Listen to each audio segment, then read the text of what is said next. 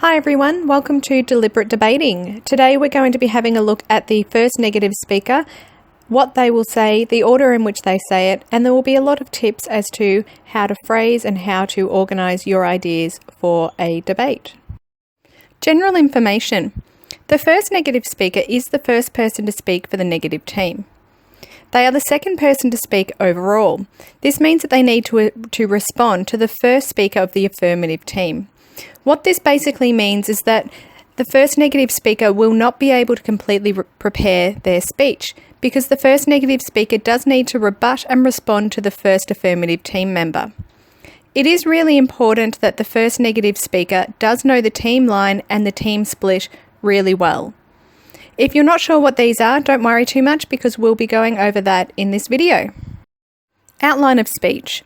The first negative speaker usually does the following 5 things in their speech and usually in this order, although there are times when they will swap the order around. To begin with, they respond to the first affirmative speaker's definition. They then rebut the first affirmative's arguments. They outline the team line, they introduce the team split, and then they get into the nitty-gritties by presenting their own arguments. Okay, so let's jump into it. Step number 1 is responding to the definition. When you're doing this, you need to stop and consider the affirmative team's definition. Does your team as a whole agree with it? Did you have something else in mind? Often the first affirmative speaker will try to slightly twist the definition into something that they can make use of. So, when you're redefining it, make sure that you are focusing on the definition as a whole rather than as individual words.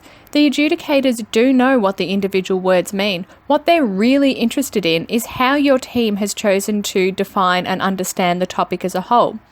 It's also really important as the first negative speaker to explain why your team's definition is the better alternative, keeping in mind that the general broad sense of the terms are more likely to be acceptable.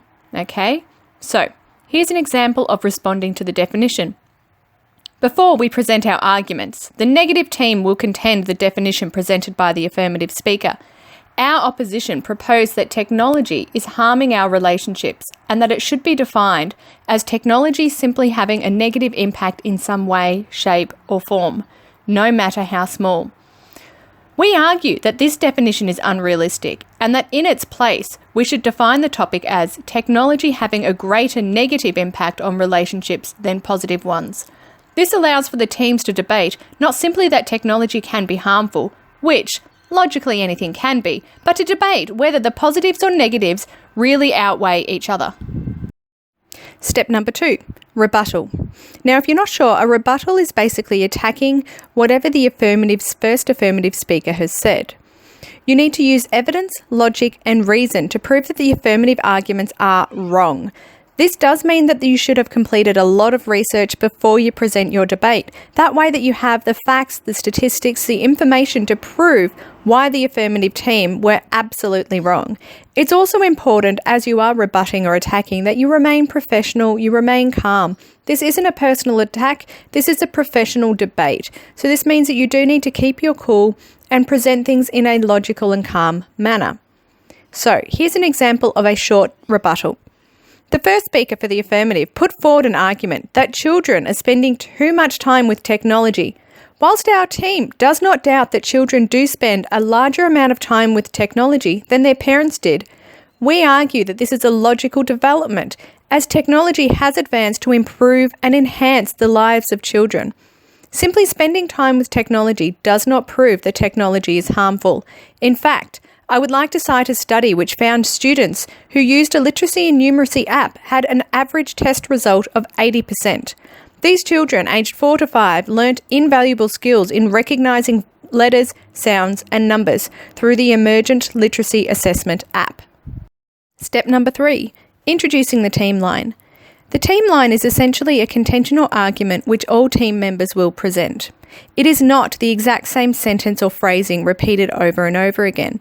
Instead, the team line or contention needs to be rephrased to suit the needs of each team member, but it's something that each team member returns to. It should be also logical in its basis. Here's an example of a team line. Technology is not to blame for harming our relationships. Individuals, culture, and society must bear the responsibility for any neglection of relationships, not technology. Technology has added and contributed greatly to the development of academics, culture, and the ease of lifestyle that we have today. Okay, step number 4, introducing the team split. A team split is essentially thematically dividing the arguments between the first two speakers, keeping in mind that the third speaker needs to be focusing 100% on rebuttal, so you don't need to consider them when you divide the arguments. This means that you need to be communicating really well with your second speaker, and you each need to know what each other will be arguing. It's best if you sit down together and divide these up to make it logical and equitable between the two of you. An example of a team split is shown here. The first negative speaker will be talking about how social media has developed our relationships and how modern culture has hurt relationships.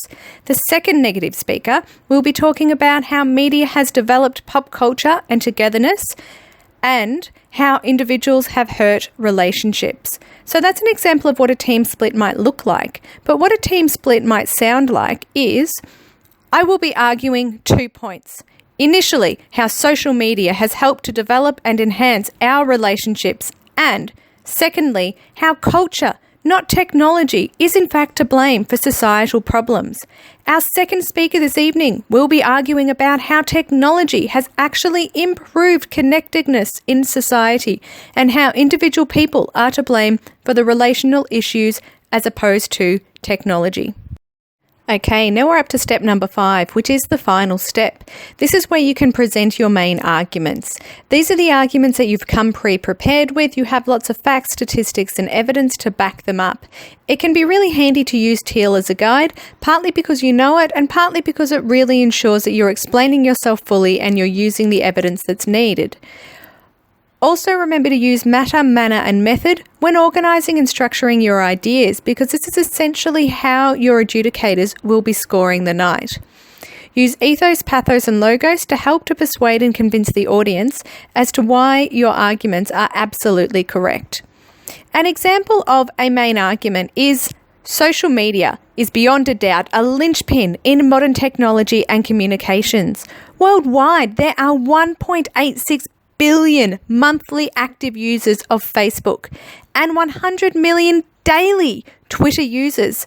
These people are spending time connecting, communicating, and enhancing their lives. With the push of a button, we can talk to a friend in New York, see photos of our cousin's newborn baby, and connect with potential employers. Our team do not doubt that face-to-face communication is best, but it's not always possible. PEW Research Centre found that 43% of internet users are more likely to be trusting of others. More shocking was that they discovered that instead of the average 2 people non-internet users confided in, social media users actually felt more comfortable sharing with 9 friends on average. Facebook and technology enhanced and encouraged closer and more intimate relationships. When you're presenting your main arguments, don't forget to include a very short conclusion at the very end. This helps to just summarise your team line again and make sure that the adjudicator understands what the key ideas are. Okay, some final advice. Know your content and practice, practice, practice. Especially the parts that you know you will be using. Really know your main arguments. Be able to say them backwards and forwards. Prepare for the rebuttals. Put yourself in the affirmative shoes and think, if I was them, what would I be arguing? If you know what the opposition will be arguing, you can go in with some really solid rebuttals ready to go. Keep editing your own arguments to make sure that they're watertight. Don't give the affirmative team any ammunition to make their rebuttals even stronger.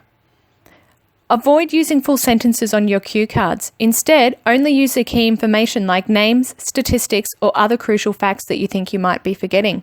Other than that, good luck.